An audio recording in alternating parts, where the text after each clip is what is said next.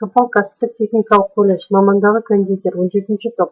Бұнан даярланған кондитерлік өндір технологиясы пәнінен қашықтан оқыту сабағын ұсынамын. Сәлеметсіздер ме, құрметті студенттер? Оқу құралдарыңызды түгендеп, сабаққа дайындаламыз. Бүгінгі сабақтың тақырыбы бисквит қамырынан дайындалған шығыстың тәтті торттары. Сабақтың мақсаты білім алушыларға бисквит қамырының жасалу ерекшеліктерімен, қосылатын шикізат түрлеріне, және осы қамырдан әртүрлі тәсілдермен торт дайындауға болатын кеңінен айтып, білімін жетілдіру. Бағалау критерийлері: бисквит қамырына қосылатын шикізаттарды рецептура бойынша дұрыс қолдана алады, бисквит қамырын дайындап пісіре алады, бисквит қамырынан торттар жасай алады. Енді бисквит қамырының құрылымына және шикізаттарға қысқаша анықтама бере кетейін. Бисквит қамырының негізі жұмыртқа. Жоғарғы сортты ұнды пайдаланады.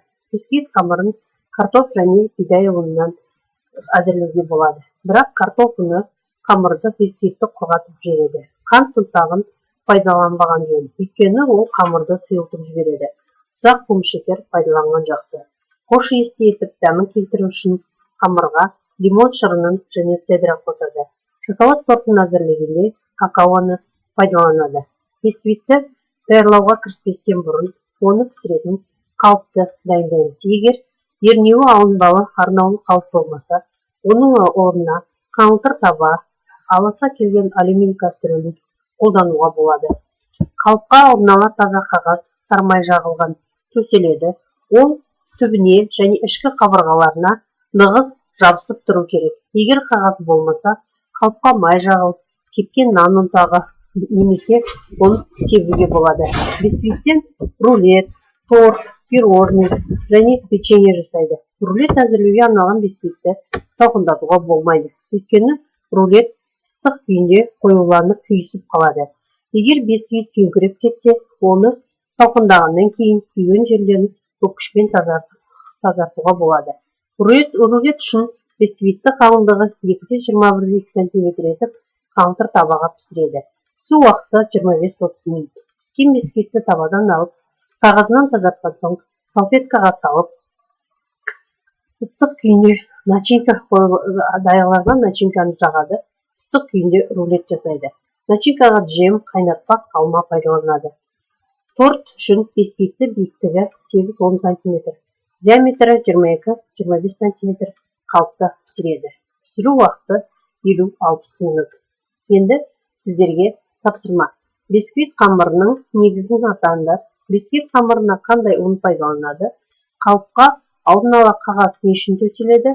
Бисквитті қандай температурада пісіреміз? Екінші тапсырма.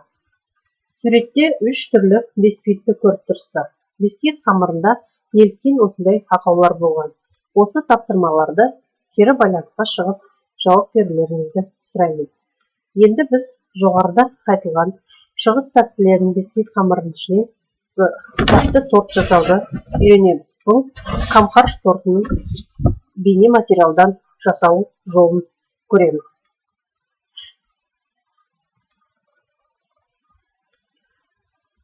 Суретте көріп отырсыздар, міне қамқарш торты. Қамқарш тортын жасау үшін 2 жұмыртқа, 5 қасық қантты алып, жақсылап араластырып аламыз. Бір текті масса болғанша. Одан кейін оның үстіне 4 қасық ұн саламыз.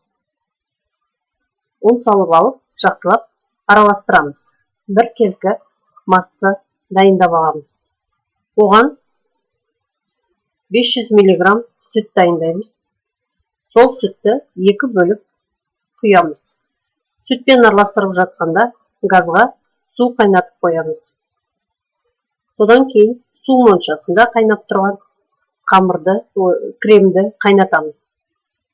Тоқтамай араластырып тұрып, міне біздің креміміз дайын болды. Қайнатылған кремді басқа ыдысқа салып, суытуға қоямыз. Крем суы батқанда біз бисквит массасын дайындаймыз. 9 қасық ұнға 1 пачка разрыхлителден ванилинді қосып, жақсылап араластырып қоямыз. 8 жұмыртқаны алып, ақ уызымен сары уызынан ажыратып, ақ уызды 5 грамм тұз салып, жақсылап көпіршітеміз. Көпіршіген ақуызымыз міне көріп тұрсыздар, ыдысқа толығымен қою болып тұру керек. 8 қасық қантты 2 қасықтан салып, жақсылап міне крем дайындаймыз. Міне көріп отырсыздар. Енді сарыуызды бөлек ыдысқа жаңағы 2 қасық қантпен бөлек езіп аламыз да, ақуызбен бірге араластырамыз. Жақсылап екеуін араластырып аламыз. Көріп отырсыздар, 2 қоспаны бірдей араластырдық. Енді осыған дайындап қойған ұнды илеуіштен өткізіп арқылы қосып отырамыз да, бисквит массасын дайындаймыз. Бисквит массамыз дайын. Енді қалыпты дайындаймыз. Түбіне қағаз, шет-шетіне нығыз жабыстырып, бисквит массасын саламыз. Міне не үшін соғып тұрмыз? Бисквит қамыры піскен кезде төбесі бір текті болу керек. Міне бисквит қамырымыз пісті. Арнайы аспаз таяқшасымен тексеріп алдық. Бөлме температурасында майды ертіп езіп аламыз. Қайнатып, суытып қойған қамырды қосып, жақсылап крем дайындаймыз. Міне бисквит қамырымыз пісті.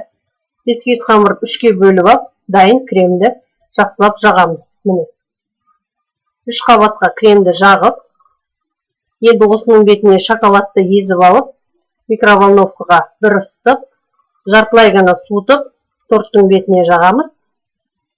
Енді торттың бетіне шоколадты жағып, оның үстін кондитерлік мешокта креммен әсемдеп, 2-3 сағатқа тоңазытқышқа қойып, тортты ұсынамыз. Енді сіздерге мынандай тапсырма. Торттың технологиялық сызбасы арқылы жасалу жолдарын көрсетіңдер.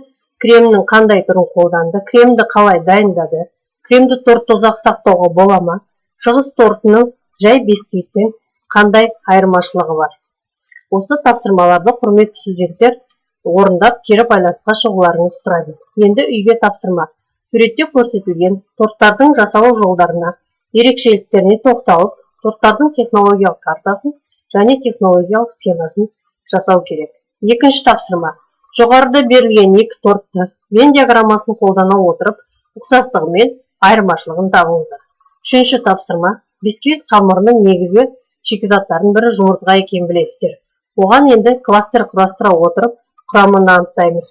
Жұмыртқанда қанша пайыз ақуыз, дәрумен, май, көмір сулар болатынын анықтаңыздар. Енді кезек рефлексия 2 жақты күнделік стратегиясы. Бүгінгі сабақ туралы ойларыңыз қандай? Қандай кезеңдер қызығушылықтарыңызды туғызды? Бүгінгі сабақтан қандай әсерлер алдыңыздар?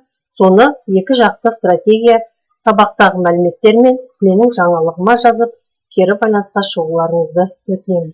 Сабақ аяқталды. Сау болыңыздар. Назарларыңызға рахмет. Сәттілік тілеймін.